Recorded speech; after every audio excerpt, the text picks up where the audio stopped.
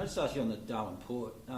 3 years ago, in a speech, you said that you were quite positive about the Belt and Road Initiative and said that the Darwin Port was a great example of Australia and China working together on infrastructure projects. Do you still hold that view? I think, to be clear, I said we have our policy as a nation, which is developing the north, which I think is a great policy. China has their own policy around the maritime Silk Road. So for me, and I think all of us are still in this space, I think the Prime Minister is still in this space.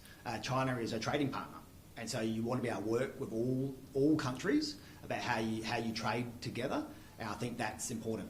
We obviously inherited the CLP's decision around the port as Chief Minister.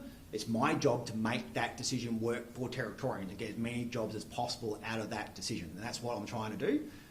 We didn't support the decision at the time, but as Chief now, I've got to essentially make the most of it and work together on it. I've spoken with both the Prime Minister and the Leader of the Opposition around Darwin Port a number of times, and for me, it keeps coming back to that purpose. How can I get more for Territorians, more jobs for Territorians, more of an outcome for Territorians? I think that's what Territorians expect from me. If Landbridge were forced to give up that port, would you want it back? If someone else is forking out the 500 mil. But even if someone's paying the 500 mil to pay out Landbridge, I mean, there were huge infrastructure issues with the port at the time. Yeah. Would you really want to take on that burden in our current financial situation?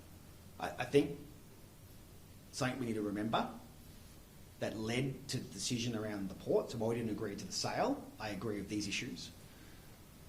There was need for extra hard stand and other things in at the port. There was dredging costs. There were a number of things that would make that port work better.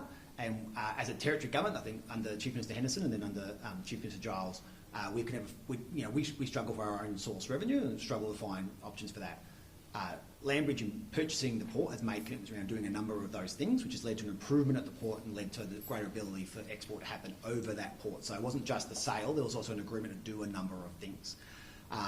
Now, if there was to be a decision at the national level that affected the ownership of the port, and I think there's a lot of detail missing there, so this is getting to really hypothetical territory, I would have to see what those decisions were and what was done. I would presume in that scenario, the Australian government has made an active decision around the port, in which case I would presume the Australian government then wants to make that port work, and that would then lead to other investments. So, but that, I think it's fair to say that's a hypothetical. From what you've seen over the past 6 years, from what you've seen over the past 6 years, would you say that we're in a better place or a worse place for having Landbridge leasing that port?